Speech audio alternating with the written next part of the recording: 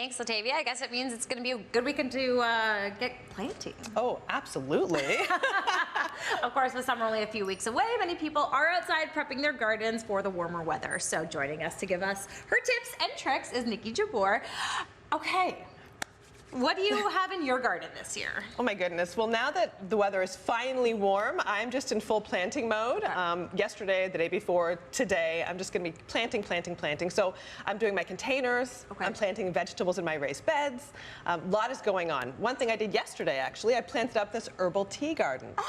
Right? Like, smell the mint. This is spearmint, there's peppermint, there's apple mint, there's lemony herbs. Yeah. So, like, this is super easy, and I love the color of this container. Yes, it fits perfectly. Doesn't it? So, I mean, now all summer long, I'm going to harvest leaves to make some herbal teas, and I can even dry the extras for winter. Oh my gosh, that's so genius. Easy. Yes. So I guess we should start, if we want to talk container gardening, what to grow them in, like containers. So this is one beside you. You pick it up. You can turn it over, you can see the fact the other way maybe. There's holes in it.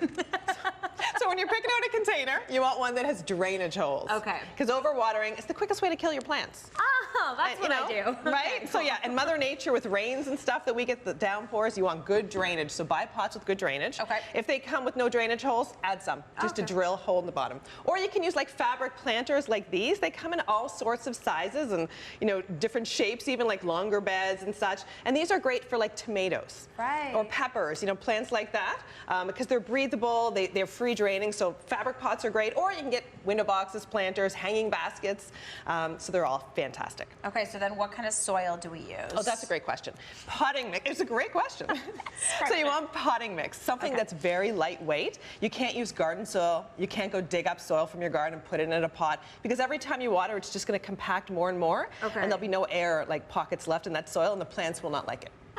So you got to buy potting soil. I usually mix it half with compost. So this is very lightweight potting mix mixed with compost, and then I'm ready for the plants. Okay. All right. So how often do we water? Oh my goodness. Well, we want to keep the soil lightly damp. Okay. So if you're not sure, and you know, if you're a new gardener, it's hard to know when to water, but stick your finger in the soil. Okay. If it's dry about an inch down, grab the watering can. Okay. Yeah, and when it comes to design, there's a simple cheat to put together a container. You want something tall. Okay. So it could be something like lemongrass, which gets quite tall and beautiful. Could be a marguerite, could be an ornamental grass, something tall in your pot, and then something sort of bushy. Okay. We call that the filler plant. It could be like a million bells, like these pretty little guys here. They're beautiful. So beautiful. And then you want something that kind of cascades over the edge of the pot. Okay. Spillers, we call them. Could be sweet potato vine, could be bacopa, could be sedums. Lots of options. You can mix and match your colors. You know, you can create, you know, custom palettes, whatever you like.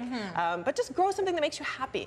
Does this do more than just aesthetically look pleasing to have the different levels? Yeah, good question. I mean, it's more about style. So yeah, it's all about the design. So, I mean, you could just plant a pot with pansies alone. Right. If that makes you happy, it's perfect, right? Whatever makes you happy. Right? That's really what it is. Like, you know, you can certainly mix and match colors. So I did select like these million bells and the marguerite daisies to go together because I love how they look. And, you know, I'll put maybe some other types of cascading plants with the yellow or pink tones in it as well. But you don't have to.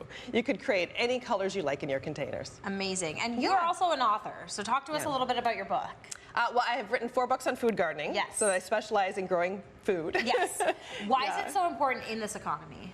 I mean, I love growing food because I just think it tastes so much better. But you're right, it can be a money saver, especially if you're growing high value crops, things that cost a lot to buy, but are generally relatively easy to grow, like salad greens. You know, it takes like 30 to 40 days to grow a crop of lettuce or arugula or spinach. So it's a lot cheaper for me to grow that at home than buy the little packs that come in from California.